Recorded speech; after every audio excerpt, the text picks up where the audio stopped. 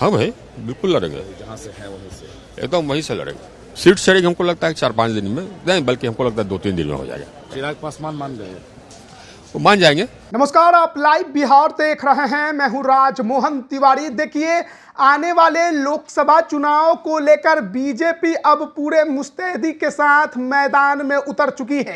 एक तरफ देश भर में अलग अलग राज्यों में उन्होंने अपने उम्मीदवारों के ऐलान करना शुरू कर दिया है, वहीं दूसरी तरफ बिहार की राजनीति में अभी तक बीजेपी और उसके सहयोगी दलों के बीच सीट शेयरिंग का फॉर्मूला नहीं बन पाया है, लेकिन लगातार बातचीत हो रही है। इसी बीच केंद्रीय मंत्री आर.के.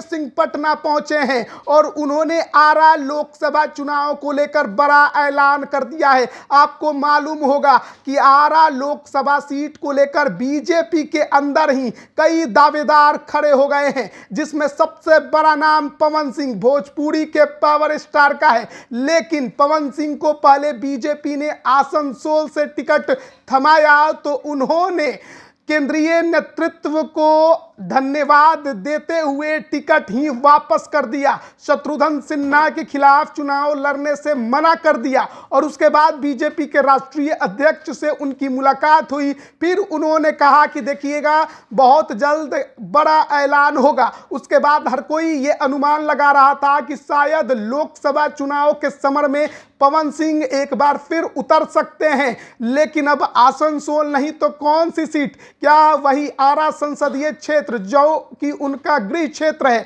वहां से लड़ेंगे? तो फिर वहां के वर्तमान सांसद केंद्रीय मंत्री आर.के. सिंह का क्या होगा? लेकिन आज आर.के. सिंह ने जवाब दे दिया है, लोकसभा चुनाव वो आरा से ही लड़ेंगे, बिल्कुल भी वो सीट नहीं छोड़ने वाले हैं। और एनडीए में सीट बंटवारे को लेकर भी उन्होंने बहुत कुछ कहा है। सबसे पहले आप सुनिए, आर.के. सिंह जो कि केंद्रीय मंत्री हैं, पटना एयरपोर्ट पर जब उनसे सवाल किया गया, क्या कुछ उन्होंने जवाब दिया है।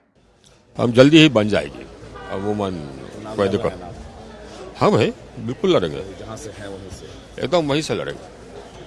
कब तक फाइनल हो जाएगा? क्योंकि दो चीज पर निगाहें टिकी हुई है, मंत्रिमंडल विस्तार और सीट शेयरिंग। सीट शेयरिंग हमको लगता है 4-5 दिन में नहीं, बल्कि हमको लगता है 2-3 दिन में हो जाएगा। चिराग पासवान मान गए, वो मान जाएंगे, मान जाएंगे। तो अभी आपने सुना किस तरीके से आरा लोकसभा क्षेत्र को लेकर आर.के. सिंह की तरफ से साफ साफ ये कह दिया गया है। एक तरह से कहिए कि पवन सिंह को ही जवाब दे दिया गया है कि वो इस सीट को नहीं छोड़ने वाले हैं। और अगर पवन सिंह कोई ख्याली पुलाव पका रहे हैं और कुछ खेला करने की कोशिश में लगे हैं तो वो भूल जाएं, क्योंकि आर.के. सिंह आरा की सीट नहीं छोड़ेंगे। जाहिर है, अगर जिस तरीके से उन्होंने खुलकर ये बयान मीडिया में दिया है, इसका मतलब है कि बीजेपी आला कमान के तरफ से उन्हें हरी झंडी जरूर मिली होगी और इसीलिए अब वो पटना भी पहुंच चुके हैं। कहा जा रहा है कि आरा में बड़े बड़े सभा उनके होने वाले हैं, जनसंपर्क यात्रा भी वो करेंगे और उनकी चर्चा आरा में